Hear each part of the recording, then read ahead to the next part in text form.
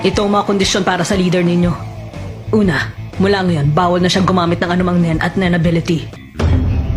Pangalawa, hindi na siya pwedeng makipag-ugnayan o sumama sa mga miyembro ng Phantom Gang.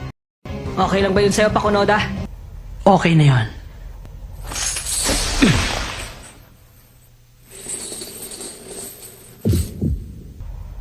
Ikaw naman ang sunod ngayon, Pakunoda. Hindi ka pwedeng magbahagi ng anumang impormasyon tungkol sa akin kahit na kanino. Kung wala kang tutol doon, gagamitin ko na rin ang judgment chain ko sa'yo. Wala akong tutol. Ibalik mo na ako sa airport. Talaga bang naniniwala kang ibabalik ko sa inyong leader ninyo? Oo. Dahil kung may intention kang lokohin ako, hindi mo itatanong sa akin ang mga bagay na yan. Sabihin mo na kung saan, Pakunoda. Ililigpit muna natin ang mga kasama niyang bata tapos siya na ang susunod natin. Lalabas ako dala ang mga bata nang walang ibang kasama. Huwag kang makialam. Lumakad ka na, Pakunoda. Kami nang bahalang pigilan ng mga tututol. Kung yan ang gusto nyo, sige. Mukhang nalog ang mga ulo nyo at kailangan nyo masaktan ng konti para matauhan eh.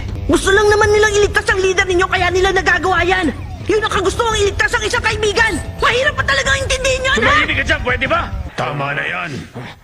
Sige na, pabayaan niyo na si Pakunoda. Hayaan niyong dalhin ni Pakunoda ang mga bata. At kapag hindi pa rin nakabalik si Pinuno pagkatapos nun, tapusin natin ang mga miyembrong kontrolado ng kalaban at magsimula tayo ng panibagong Spider. Okay lang sa akin yun. Sasabihin ko sa inyo ngayon pa lang na hindi ako kinokontrol ni Numan at hindi ako madaling patayin.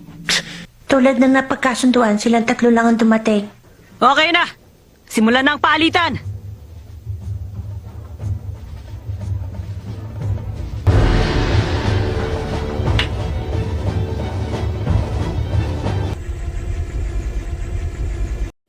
Nasaan ang pinuno? Hindi na siya makakabalik dito. Mauunawaan niyo lahat. 6 na bala na lang ang kaya kong ibaril ng sabay-sabay. Sapat na yan para sa 6 na orihinal na miyembro. Phaeton, Finks, Machi, Nobunaga, Shalnar, Franklin. Pakiusap. Bayaan niyo sa akin na. Makukas ito. Wala na siya. 距離